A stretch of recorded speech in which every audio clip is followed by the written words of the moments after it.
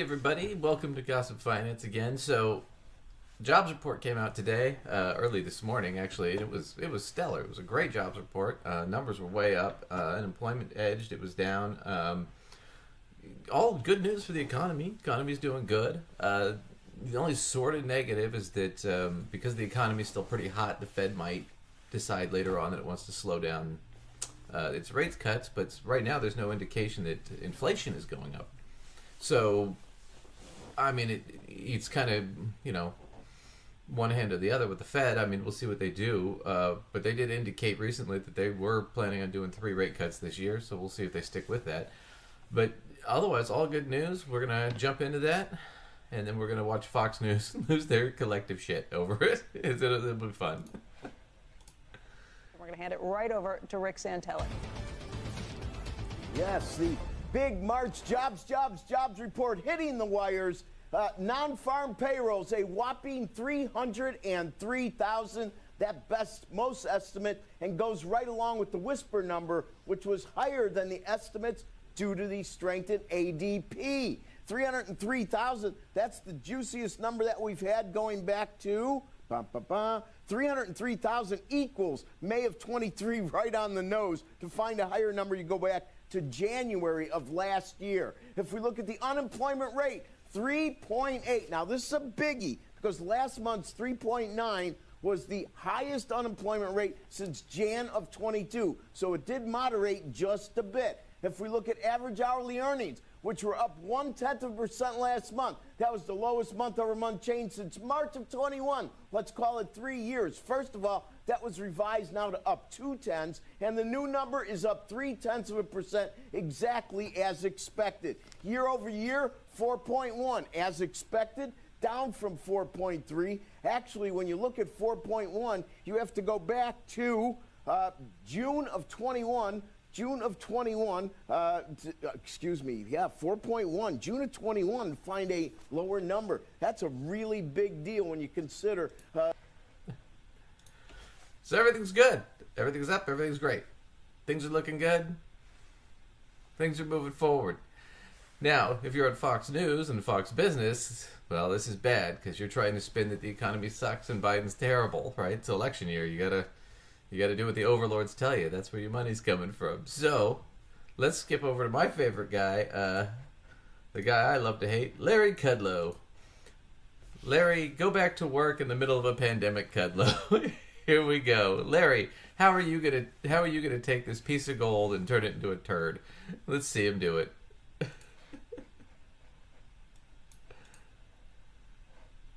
Whatever your interpretation of the March jobs report, the fact is the Federal Reserve is not going to cut its interest rate target this year. Not going to do it, folks.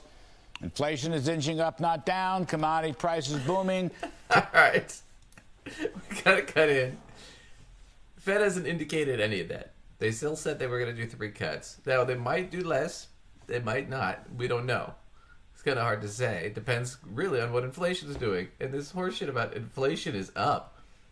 I mean, inflation's slightly up, but it's not like anything worth freaking out about. Here, let me clip over to this. So this is inflation. Let me zoom in for you guys a little bit. So this is it right now. I mean, it peaked up at 9.1 right after the pandemic, right? And it's been down to about 3. Ideally, the Fed would like it to be around 2, but okay, so basically it's ticked up a couple, like a tenth of a percent, couple tenths of a percent. So it's not like a big jump. It's not like a notable jump or anything to spook about, because you see it goes up and down frequently. So, yeah, this is just him freaking out about nothing. He's doing that. It's just crazy to me. I mean, he's got to try to turn this, and it's like. But he's going to lie about everything. They're not going to do it. Well, nobody said that. Why are you making a definitive statement about something we don't know? Also, you're saying, okay, inflation's way, way up. Well, no, it's not, actually. It's still pretty stable. So, I don't know. Let's go back into this, because he just cracks me up how stupid he is. Including world oil prices, gold has exploded higher. The official price indexes themselves have been moving north. Okay. Now we got again. Oh man. Okay. Oil. Let's see if I can look that chart up. Oh, here it is. Look at that. I already had it set up. Oil. This is oil. This is a longer 25 years. So remember, right around the Great Recession, it had peaked. It got over 140. And it peaked again here in May of 2022 after the pandemic at about 80. What was it now? It was up there. 111. Now it's down to 86.76. So it's up from earlier in the year, or from the end of last year. It is up quite a bit, actually, but let's see, about $15. So there is a change there. But a lot of that has to do with the conflicts going on right now in the Middle East. But it's not anything to spook about. I mean, $86 is not that big of a deal. If it goes back up to 100 now, or shit, if it goes over 95, I would start to panic. But nothing to really spook about. On top of the fact, gold. They always want to sell you gold, man. They always want to do. It's part of their big scam, their grift. I'm sure they get a huge kickback from some of these advertisers. But just to give you a sense, gold is up. It's up 12% for the last year. From last year to today, it's about 12%. Just to give you a comparison, the S&P 500, the stock market, is up 28%. Right? Treasuries are up 33%. Oil, and a total, is only up 5.25% for the last year. So it's not like these things are crushing the numbers. I mean, on top of that fact, as the guy said, wages are going up, so that's a good indication too, which means more spending. So, I mean, let's just watch him do it. I mean, everything he says. I mean, we're barely into this video, this clip. We're 19 seconds in, and I've had to take two minutes to just go through his bullshit. It's crazy. North, not south, nor is the Fed going to move its 2% inflation target. Grocery prices have increased more than 50% since 2019, according to the Wall Street Journal. Oh, shit. Okay. Grocery prices have increased 50% since 2019, 5 years ago. When was that? When we had peak inflation at 9%. That's what had happened. It hasn't gone up that much since then. It's actually leveled out. So, I mean, he's cherry picking these numbers, right? So, oil's way up if you're talking about the last few months. Yeah, it is up quite a bit. But if we're talking the last 5 years, no, oil's way down. Okay, if we're talking about gold is way up. Well, yeah, but if we're talking about the last 5 years, no, not really. Gold's not doing much, all right? If you're talking about, well, you know, cost of inflation for groceries, well, over the last 5 years, that's up a lot, yeah. But in the last few months, no, it's not.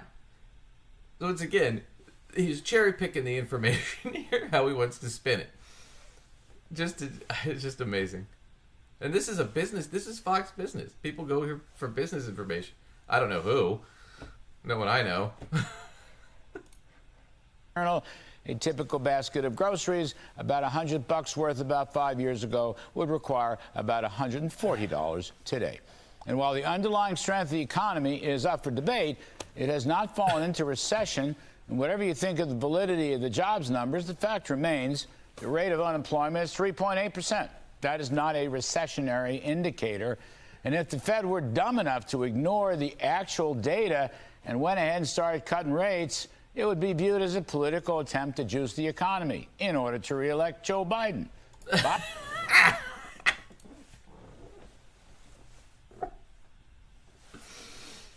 So here's a guy who all of 2023 was saying there's going to be a recession, there's going to be a recession, there's going to be a recession. Never happened. Never happened.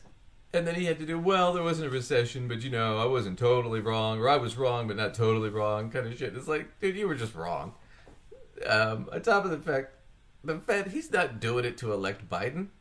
He doesn't give a shit. He's not in the tank for Biden. Powell doesn't care. It's pretty obvious. If Powell had cared, he would have started cutting rates a lot sooner. but they're not going to cut rates till later. And even if they do cut rates, I mean, what's he get? Well, how much is that really going to juice the economy? I mean, it's going to some, but probably not as much as the economy's doing now. The economy's doing well, not because of the Fed, not because of that shit, but because of all the government programs, and most of those were under Biden. You know, the one that Trump did, the COVID checks, that was a good thing to do. Wasn't that much money, but it was, you know, a decent thing to do at the time, and that did stimulate the economy. And then Biden did more of that, and then Biden did the infrastructure bill and the Chips and Science Act, and they're cutting student loans. So 40 million people have had their student loans forgiven since he's been in office. I mean, this is all this stuff puts more money back in the hands of us, the consumers, which allows us to spend, which juices the economy. It's not a top down. It's not trickle down doesn't work. If you give money to the middle class and the poor, they spend it. And that's what juices the economy. That's what makes the economy strong, not keeping it all at the top. But he can't spin that. He's got to spin it the other way. He's got to say there's a problem. Anyway, I just wanted to get into that. But Larry Kudlow, Mr. Go Back to Work in the middle of COVID when 7,000 people a day were dying, Kudlow, Mr. There's going to be a recession, but it never happened. The guy's fucking Chicken Little, man. The sky's falling. The sky's falling. There's a bubble. Oh, man. Anyway, thanks for joining me. We'll do some more later. Have a great day, everybody.